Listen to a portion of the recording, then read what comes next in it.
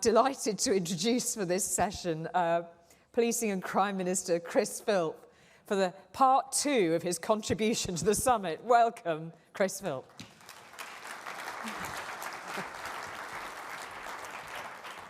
Great, well thank you again for the introduction. It's good to be back here for the second time today. Given all the political turmoil, it's good to still be in a job this afternoon. As I was this morning, you never quite know what's going to happen to you these days. Anyway, I'm still here. So, look, good to be talking about this topic. Look, I think technology has the capability to really help us deliver the mission of common sense policing that I was talking about this morning, preventing crime, protecting the public, and prosecuting criminals. I think there are, broadly speaking, 3 ways we can embrace technology. One is to get better at identifying perpetrators of crime. The second is to become operationally more efficient internally. But the third is to stay ahead of criminals who will themselves use technology, to commit and perpetrate criminal offences. Now, we could obviously talk a lot about the range of technology, but our particular topic is artificial intelligence. And I think it's good we've chosen that, because there is no question in my mind that AI will be transformational over the years ahead. It was clear to me during my time as technology minister a couple of years ago, and it's even clearer today than it was then, that AI will completely revolutionise the business environment. It'll revolutionise and transform society in ways that we haven't even begun to imagine, and it will also transform in a radical and revolutionary way the public sector, including policing, in ways that we can't even imagine just at the moment. So we need to, I think, be ahead of that. We need to be embracing it, and we need to make sure we are at the cutting edge of innovation. Now, we're very lucky to be in the United Kingdom in doing that, because across all of the jurisdictions around the world, the United Kingdom is by far the European leader. Globally, we're in 3rd place for AI R&D and AI companies. Only China and the United States are ahead of us. And we have an incredibly vibrant ecosystem for startups and innovative firms. The UK, for the last 3 or 4 years, has consistently raised more capital for technology companies than any other European jurisdiction by some margin. We raise more capital than France and Germany combined. We've got more unicorns, startups that go to $1 billion valuation, than France, Germany, and Israel combined, a fact which I'm sure has President Macron choking on his croissant even as we speak. So let's make sure we take advantage of the UK's global leadership for tech companies and for AI in particular. Of course, the Prime Minister hosted an international AI summit at Bletchley Park just a week or 2 ago, showing global leadership on the regulatory side. So let's make sure we fully capitalise in law and order and policing on this position of leadership. That means, I think, engaging with industry, being very open to companies that can offer us new tools. Now, some of those are big companies, big established companies, but some of them, by definition, will be small and innovative companies. Now, sometimes government is not very good at engaging with smaller businesses. We need to get better, I think, at welcoming them and being open to them, because often the best innovation is in smaller companies as much as it is larger ones.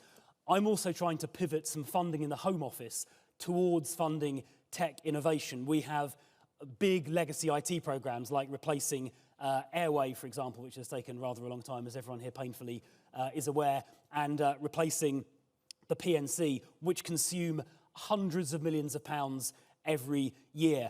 I'm trying to free up some funding to fund some of the more innovative work, including in artificial intelligence. And I would certainly encourage, I know the budgets are tight, I'm trying to make them as accommodating as I possibly can, but I know they're still tight. But do please try and pivot some funding towards innovation, otherwise we risk missing the boat. AI has enormous potential, as I've said already. Some of the things which are sort of on my mind certainly include facial recognition that I touched on this morning, where the algorithms for matching faces, the AI algorithms, the NEC one is an example, are extraordinarily accurate. I can see that Mark Rowley came in just recently. Hello, Mark. Off his phone now. Hard at work. You know, the examples that Mark showed me a few weeks ago showed crime scene images that were blurred and partially obscured, and yet using that algorithm, they got successful matches and successful arrests. And again, as I said earlier, please therefore use that as widely as possible for all crime types and search the entire PND, not just the local custody image database. And for higher harm crimes, on a bespoke basis, it is possible to search things like the passport database. It's about 50 million images. The immigration databases, the EU settled status database, it's about 6 million images, and so on and so forth. We're working on building an IT platform to do all of that seamlessly at the touch of one button. That'll take a couple of years to develop, but in the meantime, for the higher harm crimes, you can, on a bespoke basis, search some of those other databases as well. Live facial recognition has been successfully used by South Wales, and so thank you to Alan Michaels and Jeremy Vaughan for your work there, by the Met, and most recently by Essex. And the reports I've had of the deployments in Essex in the last 3 or 4 weeks have shown that they have, using a relatively small watch list of wanted people, they've made a number of arrests just in the space of a few days by deploying a camera and scanning passers-by against that watch list. They've arrested, I think, a wanted sex offender and a number of others as well. Of course, it's important to do that in a way that is, it respects privacy, so the images are deleted immediately if the person scanned is not on the watch list, which obviously is the case in the vast majority of instances. The algorithm has been tested by the National Physical Laboratory to demonstrate that at the settings used, there is no racial or gender bias, and the accuracy exceeds the level required in the Bridges litigation that followed South Wales's use of the live facial recognition approach a few years previously. So I would encourage other forces to use this as well as a way of arresting wanted people who would otherwise go undetected. But that is just one example of the application of AI. I know other forces are beginning to look at using it to triage calls in the contact centre or the control room in order to save police officer time. A number of administrative processes, such as data replication, are amenable to being made more efficient by the application of AI. Redaction, which remains a huge time sink for police officers that I touched on earlier, is also very susceptible to AI. There are a number of solutions which very largely automate text redaction, and those are available and are working right now. And within a few months, we hope to have AI-based redaction solutions for audio-visual as well. So I would certainly encourage every force to start using that AI-driven text redaction tool immediately. I know Bedfordshire were one of the first forces to start using it. So if Trevor is here, or the PCC, yes, Trevor's here, there is waving, or Festus, the PCC, talk to them, and they can give you a live case study.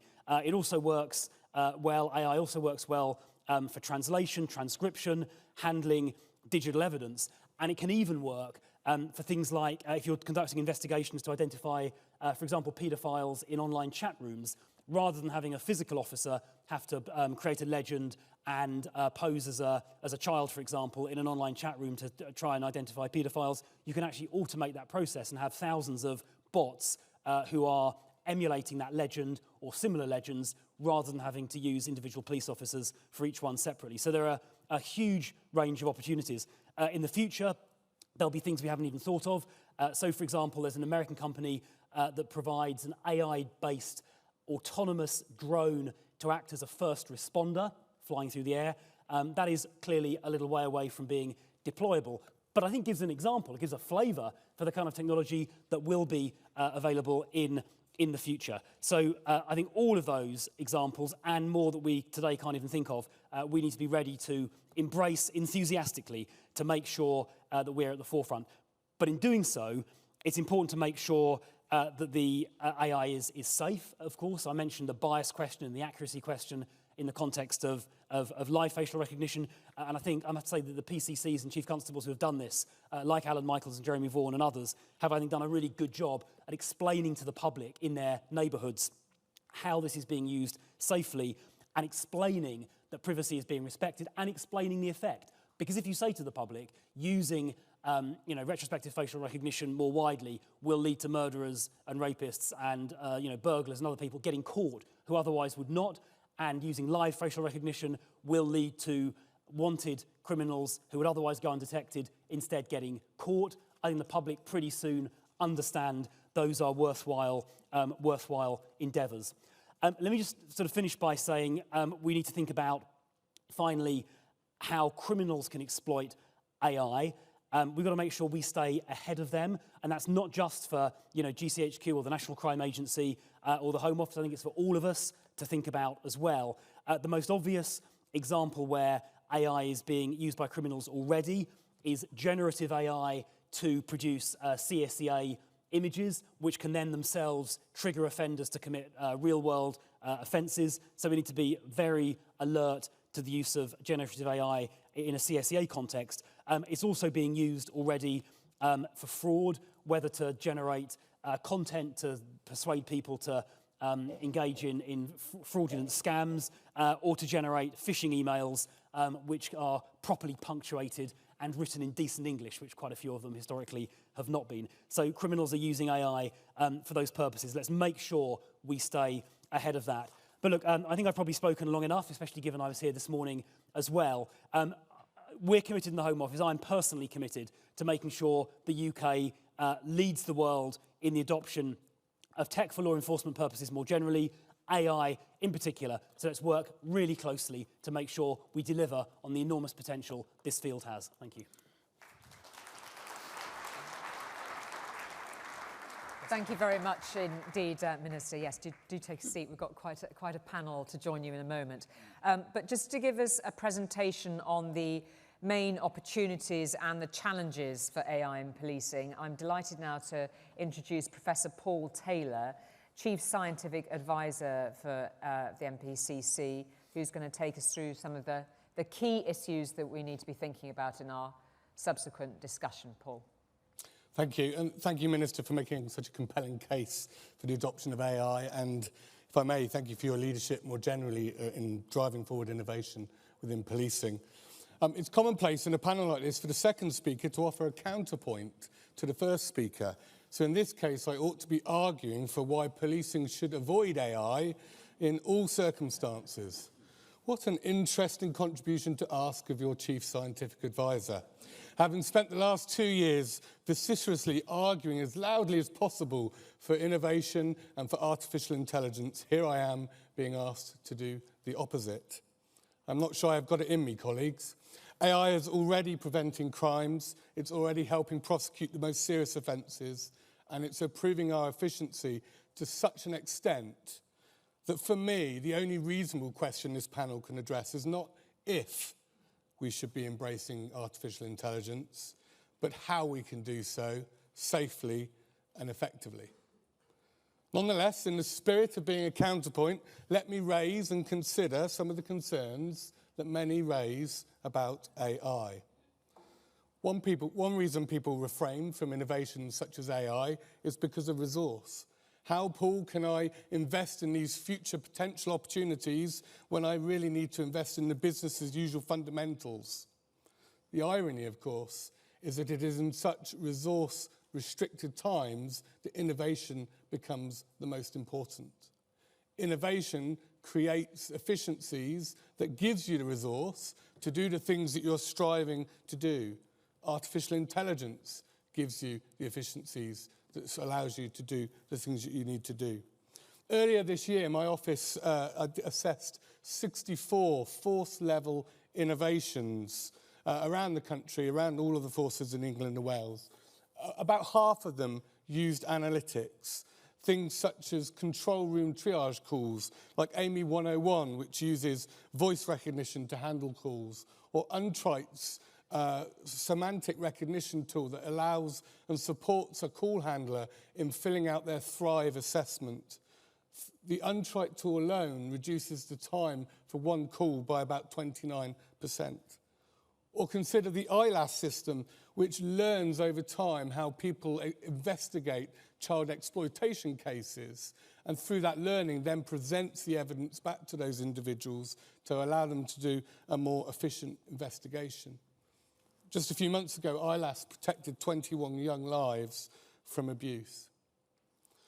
Interestingly, all of these are force-level examples, And if we were to extrapolate and assume that we were going to implement them across the country, across the other 242 forces where they were not currently worked, and we assume that the benefits that the one force were receiving transpired in all the other 42 forces, those innovations would save us something in the region of 15 million hours of person time and 352 million in cost savings. Yes, policing is sitting on an innovation intellectual capital worth 15 million hours and 352 million in cost savings. Now, I understand that below that statistic is a whole complexity of what forces need and what forces prioritise. But are we really going to stand by and not at least explore how we can engage that artificial intelligence and other analytical capabilities to deliver that benefit to the public? A second concern that's often raised about artificial intelligence relates to privacy and data security. These are very legitimate concerns for all areas of policing, not just AI. And I think that's one of the reasons that most of the innovation we see in the artificial intelligence area, both by policing and our industry partners, speak to what I call backroom tasks. They are focusing largely on supporting administrative and processing tasks, often focused, by the way, on supporting and not eroding human rights. For example, robotic process automation that we heard about several times today is beginning to be used to ensure that the image retention that we have within forces is compliant, therefore reflecting and respecting people's privacy. Consider Odyssey, a digital selection extraction tool that allows officers to extract material from a phone in a way that is selective to that material which is relevant to the case. Again, respecting the privacy of the victim whose phone they are interrogating. I'm often challenged, particularly in areas like face recognition, to report what I consider to be a reasonable level of false alarm. That is, how many times could a system identify somebody who is, in fact, innocent? Other than the obvious that I want the false alarm rate to be as low as possible, I find that question a very hard one to answer, because its logical equivalent is how many serious offenders am I willing to allow to escape? The relationship between hits and false alarms is a linear one. I can create a system which does have no false alarms, but I will be letting offenders escape. Indeed, in the largest survey of its kind, Professor Akgar found that when presented in this way, most members of the public choose a robust middle ground, accepting some pragmatism in terms of their rights in order to stop offenders. And it is our job, of course, to have and to amplify that conversation with the public so that they understand and that we police with consent. A third concern about AI is around taking away jobs. There's very little evidence of this across sectors. Indeed, when I speak to our analysts, they often comment that advanced analytics and artificial intelligence is the game changer that they've been waiting for, in the same way that DNA was the game changer for our forensics. They're now able to do many of the things that they very much dreamed of doing as analysts, and that breakthrough is exciting for them. To be fair, AI will remove some elements of jobs. For example, advanced image recognition means it's no longer necessary for us to manually fuzz images from body-worn cameras when they're subject to a subject access request. That's the redaction that's been spoken about today. That same image technology, by the way, is built into CADE, the Child Abuse Image Database, and it identifies explicit images of child abuse so that our workforce do not have to manually look at those images time and time again. So it's protecting our workforce. And we've heard earlier about standoff knife detection, the use of advanced sensors combined with artificial intelligence that can tell the difference between pocket clutter and a knife, that would mean that our officers no longer need to approach an individual to identify whether or not they may pose a threat. So AI is taking away some jobs, but those are three that I don't think people find particularly attractive to do. The fourth concern is that AI can embody explicit and implicit biases, and through the result of that lead to discrimination. This, in my view, is the one that we have to take with the utmost seriousness.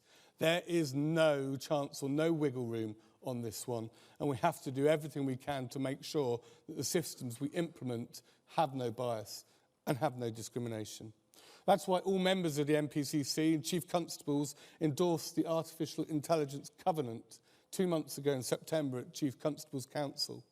This outlines the minimum standard we expect of people who are using AI, and it considers 6 principles.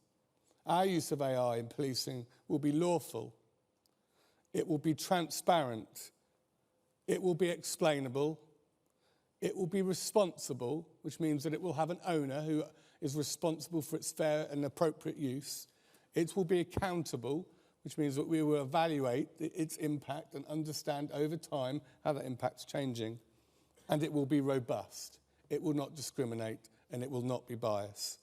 Now, to enact those requirements in that covenant requires lots of procedures. It requires ethical reviews, it requires skills, it requires training, and it requires research, such as that done by the National Physical Laboratory, to understand and investigate our systems so that we know exactly what they're doing and why. What that might require is probably something that our panel will discuss. There's a well-rehearsed adage that the role of a chief scientific advisor is to close the technology gap. It stems from an observation that as technology develops, the ability of the adversary, the criminal in our case, goes up exponentially, while the ability of public service goes up in a linear fashion.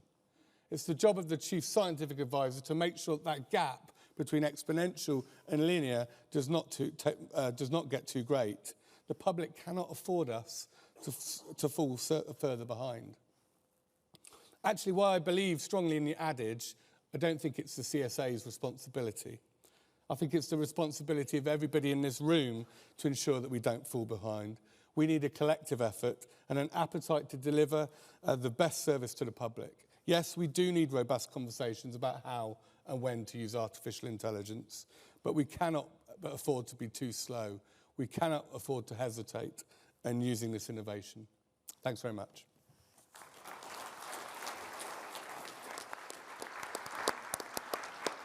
So and Paul's going to join us here for the conversation. I'm just hoping I've got enough chairs out. It's like some sort of party planning moment. Thank you. Come and sit here, that's fine.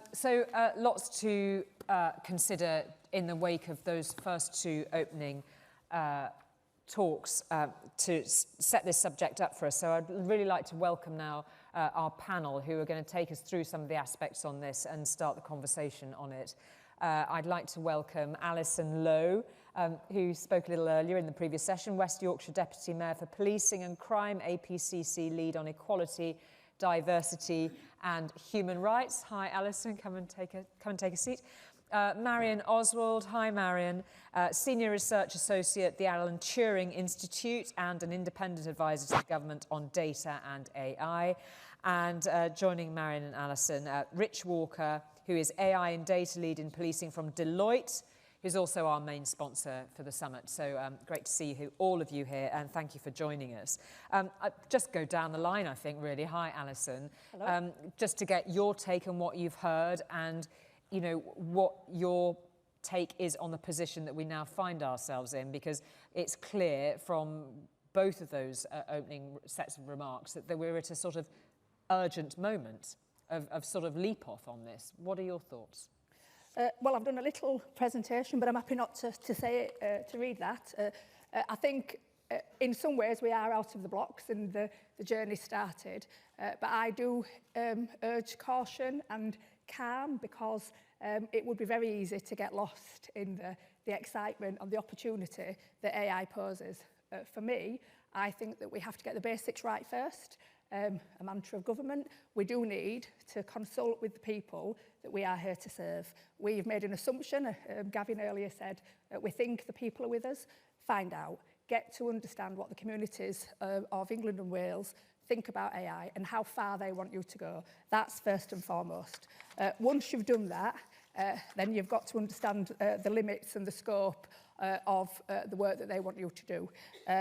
We need legislation and regulation now. I think that's a key ask. I think there's more, supermarkets have got more regulation and health and safety arrangements than AI has. the local fish shop has got more regulation. You get my drift. Once we've got the commitment from our communities, we know what it is that we're rolling out, we've got that regulation in place, we also then need to use an equity lens. You know, you might want to use an equality impact assessment, whatever it is, but we've got legislation, the Equality Act, we've got our equality duty. Let's use those as a lens through which we roll these out to prevent the worst case from happening. As Professor Taylor mentioned, we cannot lose trust and confidence just as we're beginning to turn the tide with those communities through the work with the PRAP that we're doing, the Police Race Action Plan, all the work with the Violence Against Women and Girls strategy that we're implementing, not just nationally but locally. We cannot lose the gains that we have won. And I think that if you don't develop those safeguards, we will lose that. I think the loss of the surveillance camera code of conduct as a statutory instrument is a retrograde step. I think we need to have that in place. And I personally would like to keep the Biometrics and Surveillance Camera Commissioner to hold us all to account and to make sure that the new governance and regulatory arrangements that we're bringing into place are working for all of us. I think we need AI to work for us all as a community to keep us safe, but we need to be the masters of it, not to be mastered by it. Don't win the AI battle and lose the trust and confidence war. Thank you very much indeed, Alison, for those opening thoughts. Get your questions coming, please, on Slido, or we'll get some microphones as well roaming around the room shortly. They've just started coming in, so your thoughts most welcome. Marion Oswald from the Alan Turing Institute. What are your opening thoughts, please? Thanks very much. I'm a professor of law now, but I used to be an in-house lawyer with McAfee and Apple. At the time of Steve's Jobs, which was an interesting time, and latterly in a national security role. And people used to wander into my office, salespeople, mainly in the commercial side of things, and ask me if they could do something. And that mostly was the wrong question, because of course they could do the thing, and I couldn't stop them as the lawyer. But the question they really should have been asking is, what would be the consequences if they did the thing that they were interested in? And similarly, I think that asking if we can use AI is not the right question. Neither is just stating that we should use AI in all circumstances. Instead, we must, as Alison was saying, look at the consequences. What will happen if we use a particular tool in particular circumstances?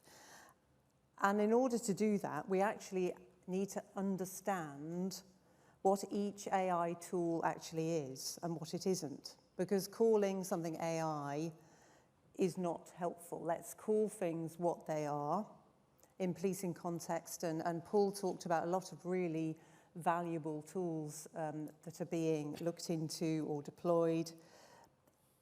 Facial recognition is really a facial match suggester.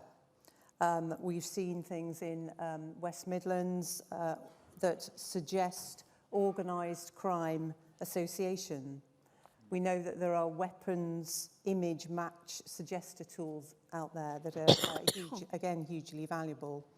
And that tool is just one part of the overall criminal justice response. And secondly, they are potentially complex, these tools, and hard to understand, so we need to work to make them explicable. We need to look under the bonnet to see how they work, what data is being used, what training data is being used, and is that the same as the operational data you want to analyse? What assumptions have been made about that data, and do they make sense? What does the output actually mean? I think it's really important to remember that many of these AI tools are actually, they have statistical outputs, they're probabilities, and facial recognition is a good example of that. So I like to think about the output of these tools as intelligence in the same way as you would look at a piece of police intelligence. How would you evaluate it? How would you then use it? What 5 by 5 by 5 rating would it get? That might change in certain circumstances. The NPL evaluation of the Met's facial recognition tool, for example, highlights that at a face match setting of 0.5, levels of false positives do occur, and those are mostly young black people. And so that will affect how these tools should be deployed, in what circumstances, and effectively what intelligence value we should give them. I've developed an evaluation process for AI based on the concept of intelligence and the 5x5 process. If anyone would like to try it out, please let me know afterwards. And finally, I just think we need to recognise that people have different views and opinions about the use of AI and technology such as facial recognition. We shouldn't dismiss those views as pro-criminal or anti-innovation. In my role as chair of the West Midlands Police Data Ethics Committee, I can confirm that that is absolutely not the truth. We always aim to look at how technology can be implemented responsibly and how it actually can serve the police well and the communities that the police are there to serve. So I think we're all on the same side here. We are not saying at all in that process that AI should not be used, but I think it's really important that AI is used intelligently and also that we remember that it's intelligence. Okay, thank you very much indeed, Marion, for that fascinating questions already rolling in on my little tablet here. Please keep them coming. And just for your thoughts, Rich from Deloitte on AI and data and policing. Yeah, thank you. So I think the thing that's really struck me recently is the real pace of change that we're seeing and the pace of innovation and development, right? So there was a stat that I stumbled across on one of my late night LinkedIn crawls where it said it took 2 months for ChatGPT to reach 100 million users, right? As the probably the most famous at this moment application that uses Gen AI. It took 16 years for mobile phones to reach the same number of users. It took 5 years for Twitter, 3.5 years for WhatsApp. We're talking about 2 months now. We're talking about one of the most powerful technologies the world's ever seen in the hands of the greatest number of people in the quickest amount of time, right? So that must force us to think differently about, yes, the opportunity and the risks, which we've talked about, but actually, how do we then respond to that? And I think that's a bit of a theme coming through all the talks is we can all sit here and address and acknowledge the opportunity versus the risk, but what are we actually going to do about it and how quickly can we mobilize ourselves? So as the Minister mentioned earlier, CSA, we already have evidence. I was talking to the NPCC lead, Ian Critchley, for child protection, and this is a today problem. It's not a tomorrow problem, it's one right now. Now, how do we as government and public services mobilize ourselves to respond to that, right? It can't be in the same way that we've always done. So it can't be let's have a 3 or 5 year plan and we'll set a strategy and we'll have a framework. And it also can't be, it's on the toes of one department. This needs to be multidisciplinary. So to accurately and be able to safely predict, prevent, protect, as we've talked about today, we will have to bring such a wide range of skills together, behavioral scientists, computer scientists, mathematicians, domain professionals, ethicists, lawyers. We have to get those sort of, it's almost like an Avengers Assemble model, isn't it? Like, we have a challenge, how do we pick the right skills now to be able to respond to that and equip public services with what they need to be able to actually make a difference? And then I think on the performance improvement side, so that's very much thinking about bad actors and how they might use the technology because the barrier to entry is so low compared to previous technologies. If we think about the performance improvement side, I think we have to be very deliberate about how we will measure the ROI on the investments that we make. And in Paul's role in particular and Paul's capability, how do we very quickly but robustly evaluate that in both human outcomes, but also economic terms, and then use that to scale across the service. And I think if we can If we can take those sorts of lenses on things, then we'll be acknowledging that pace, and we'll be doing what we can to respond without falling into traps that I've seen us done before, which is we take too long, and the gap between the exponential and the linear is too big. Okay, thank you very much indeed. Really good place to leap off and start this conversation. I mean, what strikes me is that, you know, here we are having quite an in-depth conversation about this subject from all of your different perspectives of expertise. This debate won't even have hit people in their everyday lives to nearly, I mean, not approaching the same degree. There hasn't been debate on this. I'm going to come to the Minister first on this. I mean, you've got Big Brother Watch, calling it live facial recognition is suspicionless mass surveillance that turns us into walking ID cards, subjecting innocent people to biometric police identity checks. Dozens of cross-party MPs are calling for a campaign for an immediate stop before the debate's been had.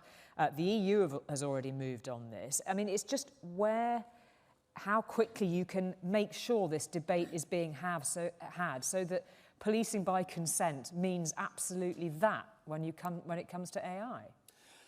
Look, I think you're making a very good point.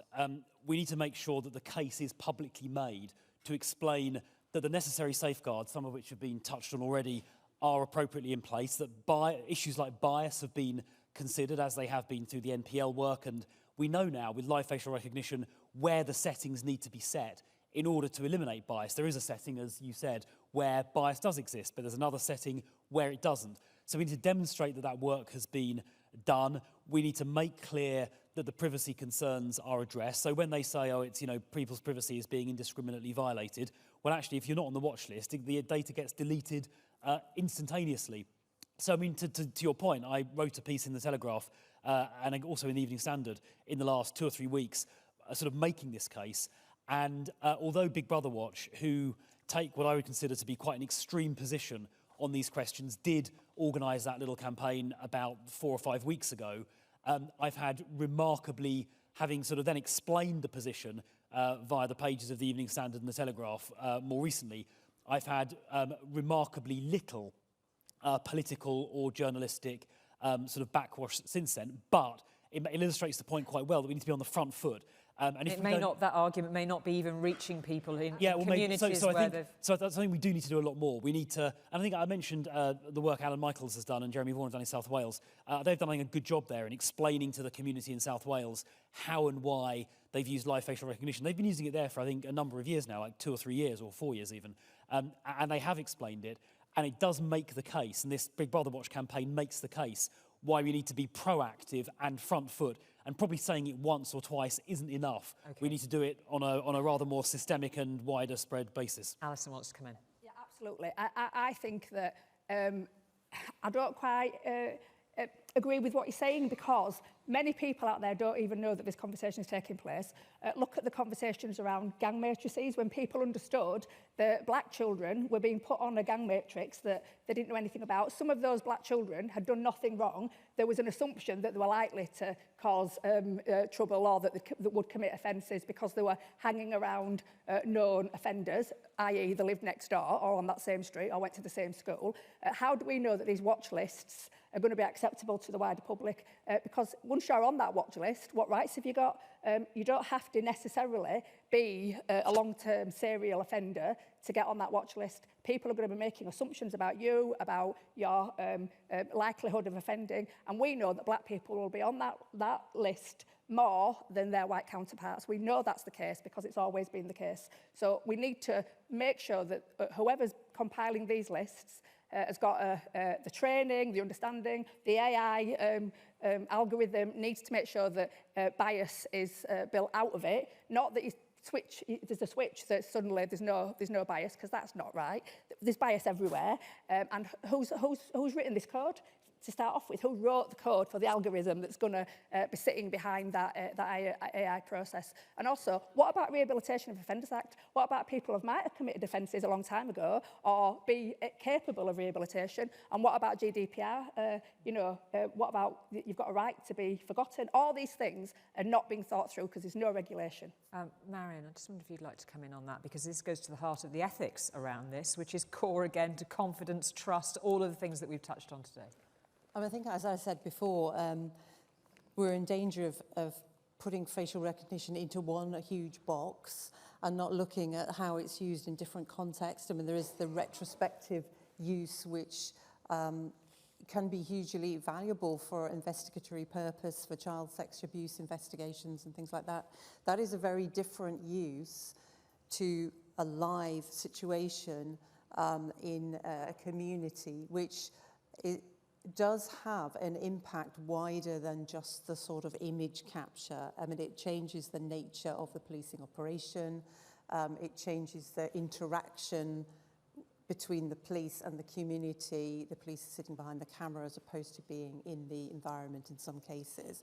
So I do think that we always need to think about the different types of facial recognition that we're talking about, and not just put them all in one box. I think the NPL evaluation is a really good starting point, and was done in a thorough way and has been communicated well, although it is only one tool and one evaluation. And it's something to, I think, if police can continue that process of robust evaluations, that will go a long way to try and create more awareness and information about how these tools can be used appropriately. Okay, lovely, thank you. Let's get some of the questions that are coming in here. If somebody'd like to give me a wave if they want to ask from the floor, we can get a microphone to you and I'll use this tablet in the meantime, just scanning the room. Yes, there's one at the back if the microphone lights go there. Andrew Gould has asked a question: how can policing fully benefit from AI if every force has multiple different incompatible IT systems? Paul. So, not to have multiple incompatible IT systems is, of course, the ultimate answer. Actually, when you delve down into that, you find that there are many systems and processes that can be shared across multiple forces.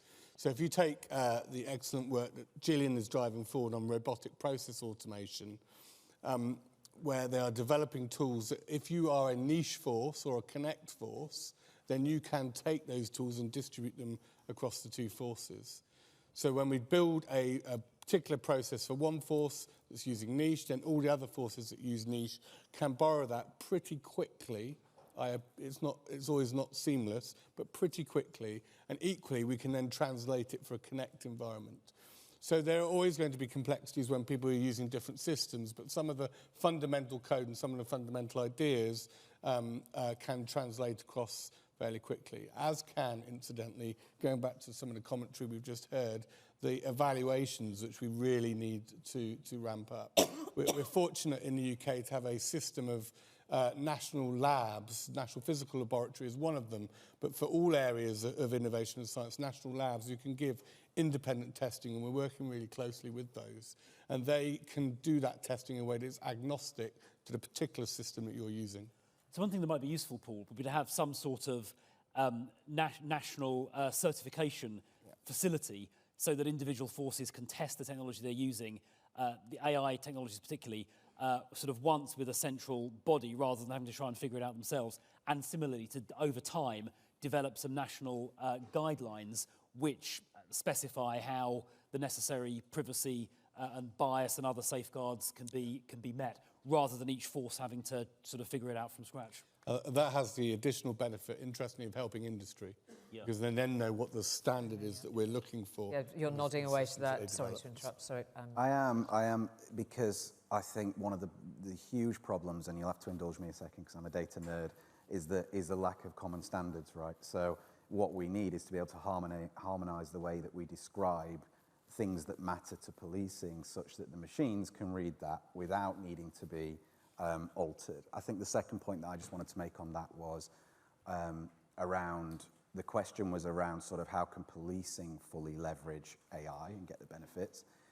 One answer to that would be by getting exponentially better at sharing data with its partner organisations, because if we only use police data to try to solve police problems, then we will have blind spots, and the AI will have blind spots, and we will be less effective. Okay, thank you. So I'm just going to take the question from the floor, then I'll come back to you in a moment, Marion. Thank you. I can't quite see it at the back there. Who is it? Hi. Hi, Trevor Rodenhurst, Chief Constable of Bedfordshire Police. As was highlighted, Minister, you mentioned you're aware of the redaction tool we're using with AI in Bedfordshire. It's been hugely successful in transforming the time officers spend doing what I would describe as more mundane tasks that still need to be done correctly, but at pace, and that's the Riven tool that we're using. We're also using AI in the control room in terms of a chatbot, and now in, I think, what was just mentioned by Rich in terms of multi-agency safeguarding data trial, which, you know, I think will be a game changer.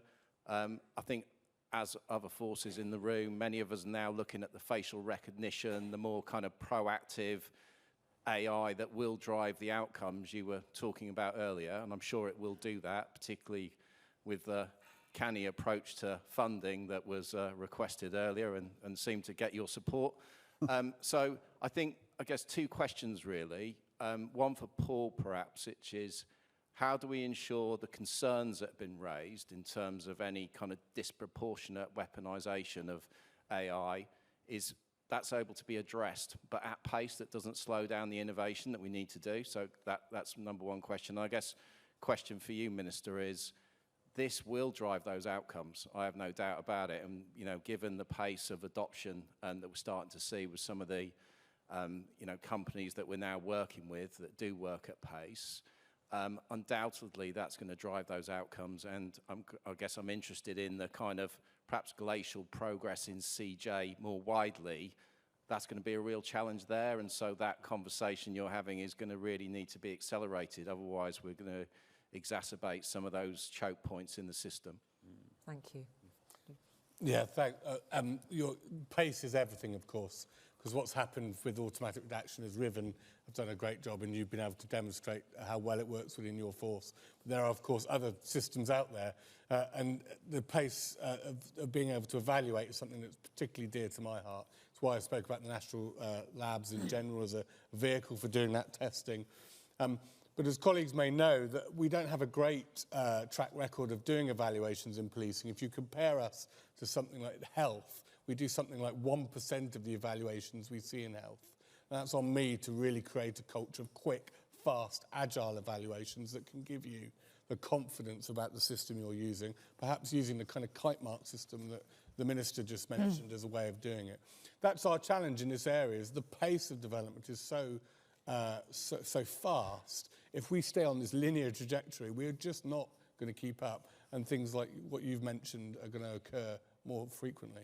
Just briefly, Minister. Trevor, very fair point. The court system is creaking in some places, and we know there are challenges with prison places.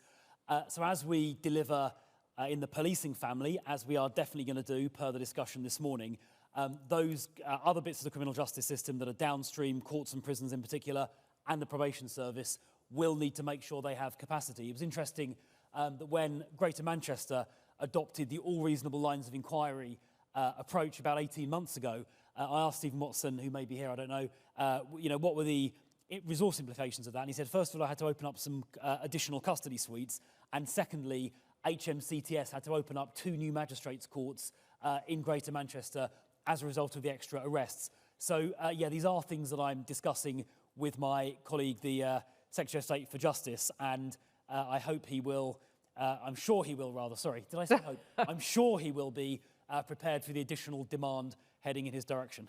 Okay, thank you very much. I'm just going to go to a couple of questions from my Slido thing here and come to you, Marion, if I may. Katie Bourne, I'm going to take a couple of questions together, actually. Katie Bourne, hi, who's sent messages before today. It's great to hear from you again, Katie. How will we ensure generative AI doesn't run away with us and work out how to get round the law's checks and balances? And also, Jim Gale, AI can be used to predict who will commit crime at some point in the future. What are the ethics and morality of this? I mean, these are slightly down in the weeds. I mean, it's interesting. I think probably, Alison, you'll have something to say about that as well. But Marion, perhaps I could come to you first. Yeah, I mean, I think the use of predictive tools is, I think it's fair to say, probably one of the most difficult and controversial uses of AI, and particularly in the policing context, because you are trying to make an assumption, a prediction about somebody's future behaviour, and then take the point is that interventions will potentially result from that. So it is, from our committee's point of view, one of the types of tools that we pay most attention to. Personally, I think that these types of tools can only be used as one element of a decision-making process. I have a presentation that I have given about a dozen times where I explain a predictive algorithm that's based on machine learning and random forest models. If anyone, I'm sure there's those people expert in that in the room, and based only on variables that come from police data. I asked the audience to predict whether this person is likely to be seen as high risk. I then give the audience a load of other relevant information about that person and ask them to do that prediction again.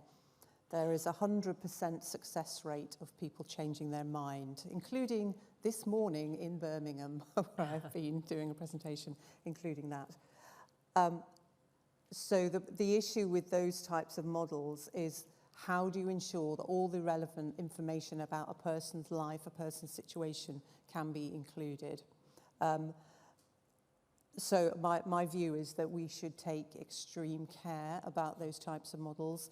There are many AI tools that create linkages that can find new issues of vulnerability by putting databases together that are hugely valuable. And we've seen those in the West Midlands where child safeguarding issues can be identified through putting different databases together.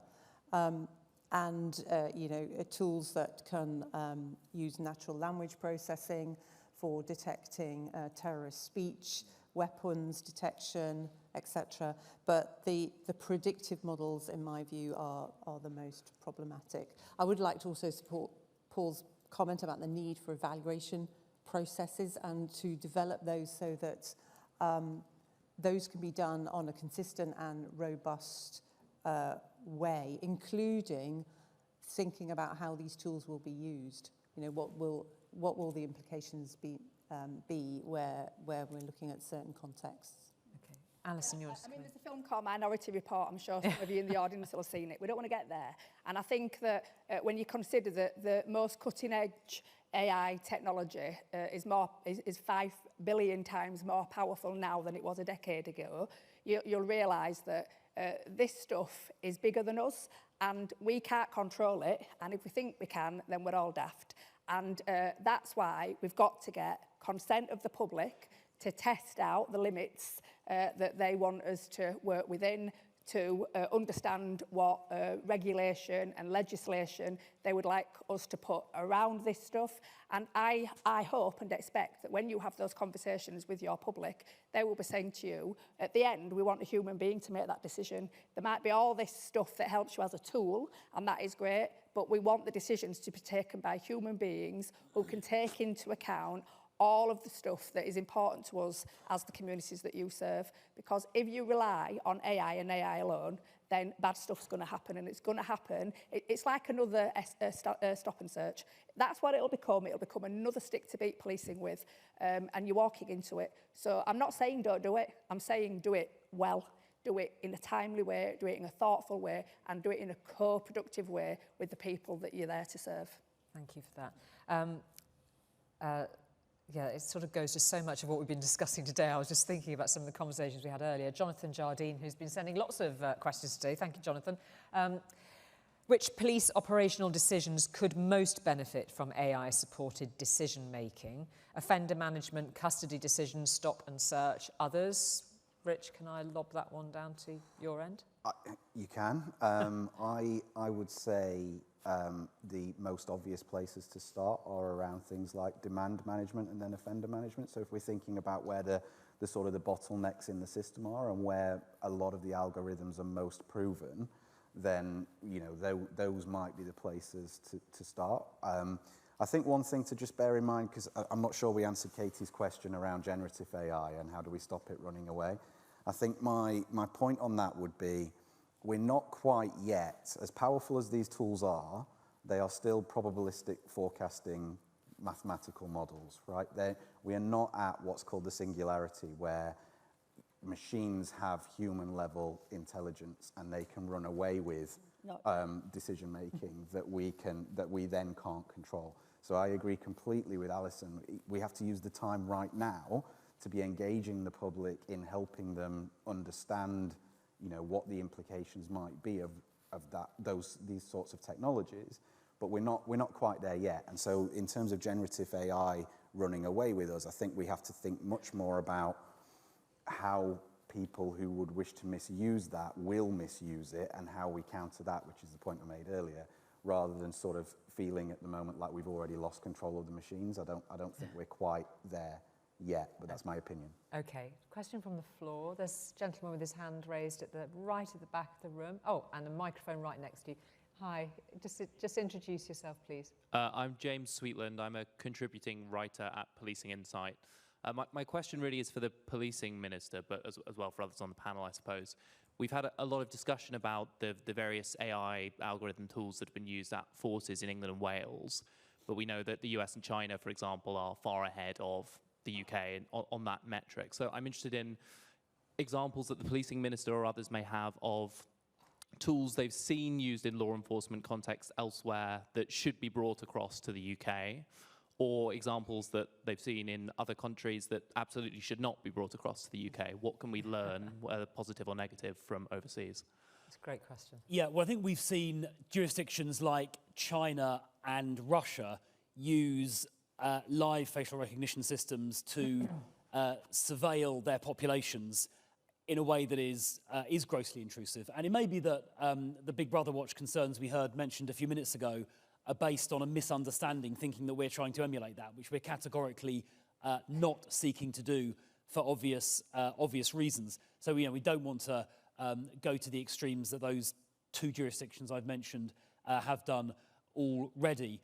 In terms of more positive examples, I mean, Paul may have some up his sleeve, but the one I mentioned before of the American company that is using autonomous drones that are AI piloted to act as an autonomous first responder, I think is quite interesting. We all are aware of the limitations within which NPAS are currently struggling. So autonomous AI-driven first responder drones to look at observe a scene and get information back to a control room could be very useful. We're quite close to getting autonomous AI-driven cars, which are different to some of the ones in America, which are in essence pre-programmed. There's a UK company called Wave, which is very close to having a genuinely autonomous AI-based vehicle. So extending that to drones would be quite an interesting concept. I don't think that's going to happen or be deployable in the next 12 months, but I bet in the next 3 or 4 years it will be.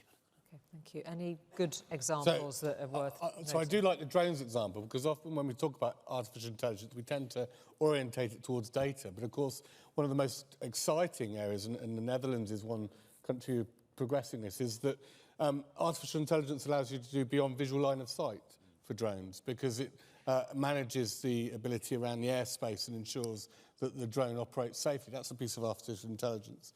Other examples, our Five Eyes colleagues are progressing rapidly, and we're able to dock into that, work on deep fake detection, an area where it was mentioned earlier in terms of online crime in a range of environments, from fraud through to exploitation of individuals. That ability of AI to recognise deep fakes will be, I think, fairly critical to our ability to counteract those threats moving forward. Okay, thank you very much. Interesting question here from Jim Gale, which I'll come to you on, Alison, if I may. Should society accept a level of criminality which AI might otherwise tackle in the interests of freedom from state surveillance? Well, I think it depends on what that criminality looks like, doesn't it? If it's graffiti, then I would say yes. If it's murder, then I would say no. So I think it is about the level of criminality. I mean, I think as a society we need to feel safe from criminality, but also from our government And it's true. It's true. We need to feel that we're living in a world where we can live our best life and we're not worrying, looking over our shoulder, thinking Big Brother is watching me. For our mental health, for our creativity, being able to thrive. And if that means that, you know, occasionally some rubbish stuff might happen, then I think, you know, coming from Seacroft in Leeds, and so, you know, my experience is very practical, then that's okay with me. Other people may disagree, and that's okay. We live in a democracy and we're allowed to have different views. But again, I do think it is about what crimes we're talking about, because if it's, you know, that I could go out and be murdered, or go out and be raped, or go out and my children suffer that fate, then absolutely not. Yeah, really interesting. Marion wants to come in. The Minister referred to Russia and China earlier, and there's quite an interesting EDHR, European Court of Human Rights, I'm sorry to mention, but a case recently about Russia and about facial recognition involving a lone protester sat rather sadly on the Moscow underground, I think, with his placard, and it appears that facial recognition deployed on the metro and then on the street and then also in his neighbourhood was used to identify him, track him down and find him in his house, and then he was arrested for a public order offence. And the EDHR in that case said that this was such a minor thing that he was doing that all the use of facial recognition in that case was disproportionate. And I think that's a really good example of what the Minister was talking about. But perhaps we need to do a little bit more in this country to say that actually that sort of minor level of offending is not something that we want to be deploying these surveillance systems to look at. So I think it's actually, I think, a really useful case, although it involves Russia, just, you know, from the principal's point of view to look at. Thank you. Question from Phil Golding's got a few likes. Other government transformations have gone awry. They removed staff. I mean, imagine. They removed staff without realising benefits because of poor implementation. How does policing avoid that risk? And it's quite a natural question to grow out of this discussion, isn't it? Given that we've seen IT systems that have not communicated with one another properly and led to great mistakes that have caused government's problems. So as many colleagues in the room will know, I'm really fond of local innovation bubbling up to national capabilities, and indeed give out annually a staff fund that supports that. I find that when you do things locally, firstly, they get more traction. It's a user, it's usually a champion who delivers that thing. Then you can start rolling it out regionally, and then you do it nationally. So something like rapid video response that many people will be familiar with, which is a way of responding, giving much better response to domestic violence victims by allowing a secure phone call, was originally developed in Kent, has now gone to 10 forces and will over time grow nationally. Now, that's not to say that we also shouldn't do national things, but I think the combination of the two and the two talking together quite closely, which I believe certainly in the period I've been in role occurs far more than it did at the beginning 2 years ago, is the way that we can ensure that user's voice is central to the development of those IT, which should then stop it from failing, as the questioner asks. Okay, thank you. Question from the floor anywhere before I carry on using this tablet? Oh yes, there's a chap there. If we could just get a microphone.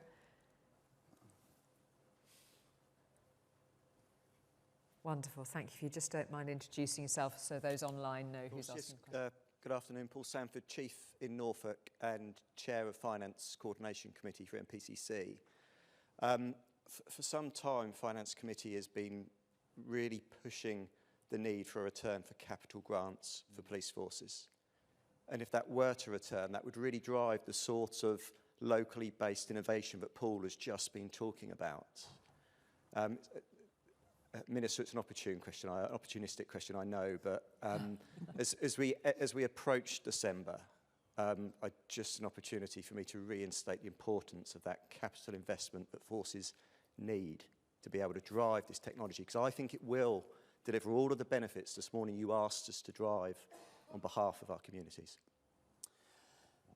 Yes, well, a very timely question, Paul, as you say. I mean, the approach that's been taken is simply to provide police forces with, or PCCs with a budget, and then it's for you to decide how to spend that between day-to-day spending versus capital expenditure.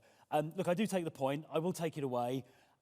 We do have a bid in with the Treasury, which I expect to hear back on before next week's autumn statement, which may assist in the area that you're alluding to. But I haven't yet heard back from the Treasury, so I can't give you a categoric answer. But my fingers are crossed. I am touching wood, and I am hopeful. But if that isn't successful, or isn't as successful as I wanted it to be, I will kind of continue to press that. I mean, generally, capital expenditure, the government calls it CDEL, capital departmental expenditure limits. CDEL is easier to come by than RDEL, resource departmental expenditure limits, which is the day-to-day spending, because it tends to be non-recurrent, and therefore it's easier for the Treasury to commit. So if this bid is not successful, and I'll know in the next few days, then that is something I can take away and do my best on. I can do no more than promise to do my best. 1 week to go to the autumn statement, so the clock's ticking on all sorts of Treasury questions, of course. We're nearly out of time. I just think that given the sort of scale of what we're contemplating here and the moment in which we're discussing this, it would be good just to go along the line once again for all of those in the room and joining online. Just what is the key takeaway for, you know, the PCCs in the room, the chiefs in the room, all of those interest parties in this, those watching online? What's your key takeaway for them on AI in terms of what they need to be considering most carefully? My key takeaway is we can't move too slowly. I appreciate all of the anxieties and concerns. They're very legitimate, but we have to find ways of doing this quickly. If we do not, that gap that I spoke about will become too big and we will not recover. Criminals do not act the same way as we do. They are using these technologies in ways which not even I can envisage. We have to move quickly and agilely while respecting and ensuring that we do so in a proportionate manner. Thank you. Well, I completely agree with that. The world is changing rapidly. The commercial sector is going to embrace this technology and will be revolutionised by it. Criminals will be using it as well. I think we should be adopting innovation in this area with energy, with enthusiasm, and with a sense of urgency. But as we do that, we should make sure we communicate to the public very, very clearly, very proactively, and very openly.